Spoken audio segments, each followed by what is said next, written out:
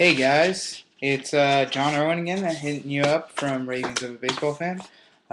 These are my notes for the day. I'm here to talk to you today about my predictions for October for the American League. In my last video, I told you guys about who I thought was going to be in it. You got New York in the East, Detroit in the Central, Texas in the West, and Boston in the wild card.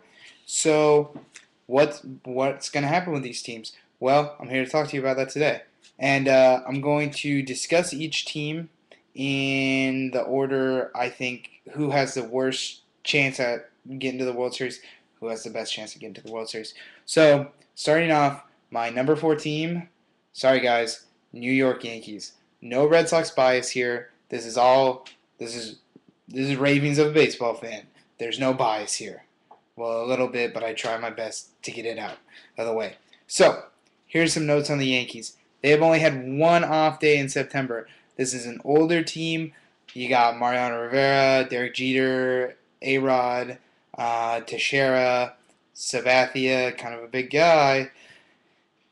You don't want to go into October tired. They've had to make up a lot of games in September. And their schedule has just not been nice. They've been flying to the West Coast. They're flying back to the East Coast. They're going up. They're going down. They're going all around. They're circumnavigating the whole globe, playing baseball. They're going to be tired. That's not good. Another interesting stat: the middle of that order. These are guys who are hitting a lot of home runs, but the average has not been there this year. Swisher, Teixeira, Granderson, and Gardner have all combined for a 260 average on the year, but they have also all combined for a 360 on-base percentage. These guys are not hitting for average, but they are hitting for power, and they are getting walks out the Yahoo. This is Moneyball baseball at its best, and I hate to use that term because it's used wrong all the time. This is what sabermetrics loves: the home run and the walking kind of guys. Get into the rotation. Nova, Ivan Nova, past the All-Star break, 7-0, 3.61 ERA. He's going to be huge for New York's success going into October. They have Sabathia, but Burnett, Hughes, Colon, Garcia, they've all struggled. They need Ivan Nova to be their number 2 guy in October. Sabathia, their number 1 guy, versus Boston and Detroit and Texas this year, has combined for a 3-5 record and a 5.22 ERA. If these are the teams that they're playing in October, Sabathia is going to have to pitch a hell of a lot better than that if he wants to get some wins. My key player for New York is Alex Rodriguez. He's dealt with injuries all year. He's had a lot of issues in August and September with his thumb. He needs to get his bat going. He is crucial in the middle of that lineup for bringing in guys, getting the RBIs, putting pressure on the pitchers. So that's your New York Yankees. Moving on to Texas Rangers, my number 3 team. Only one of their starting pitchers is on pace to break 200 innings this year. That's C.J. Wilson. He's already broken the 200 inning plateau. The next guy is Colby Lewis with 182, I think. So with about 2 starts left, he would probably have to get 2 complete games, or if he has 3 starts left, he'd have to pitch at least 6 innings in all 3 of them to break the 200 inning mark. Agondo, pre-All-Star break numbers: 3-5. 9-3, and a 2.92 ERA. Post All-Star, 3-5, 5.20 ERA. Just goes to show this is a Texas Rangers team that is built off offense and fielding. Their pitching is not solid, except for C.J. Wilson, who has just been a beast all year. They have 5 players on pace for 20-plus home runs, 2 guys on pace for 30-plus home runs, but Michael Young is their only player on pace for 100-plus RBIs. So, it just goes to show you that this is a huge offense. They hit home runs, but they need to get guys on. They need to, you can't just hit a bunch of solo shots and win the game. You need to get those 2, 3 run home runs, really get your team out there in the lead. My key player for the Texas Rangers, C.J. Wilson. He is the ace of that staff. He's going out in game one in every series. He needs to set the tone. He needs to show the other guys we can pitch, we can hit, but we need to show those teams we can also pitch. So, my number 2 team, this is going to surprise people, Boston Red Sox. Not number 1. See, no bias here. Beckett, Lester, and Bedard combine this season for a 32-21 record, a 3.02 ERA, and a 2.22 opponent average. These guys can pitch. When they're hurt, they can't pitch. The back of the rotation, Lackey, Wakefield, Miller, Weiland, whoever the hell they're throwing out there.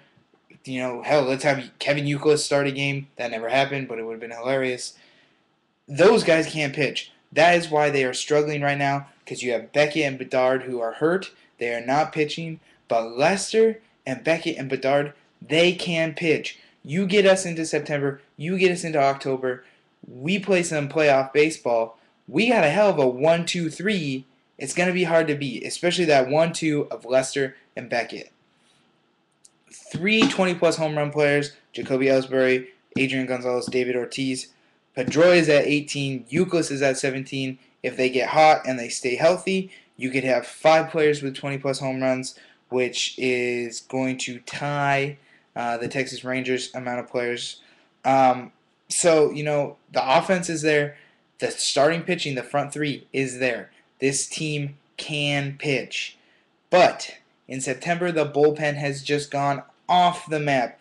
Daniel Bard, in his last 5 games, 12.12 ERA, a 1.73 whip. They need him to pitch a heck of a lot better than that if they want a chance in October.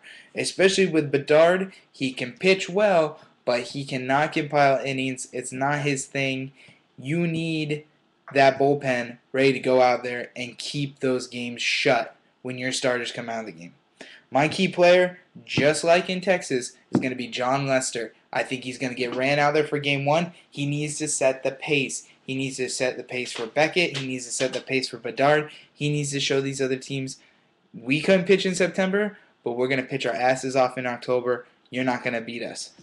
So, my number 1 team, the Detroit Tigers. They're on a 10-game win streak in September. They have been the most consistent playoff contender all year.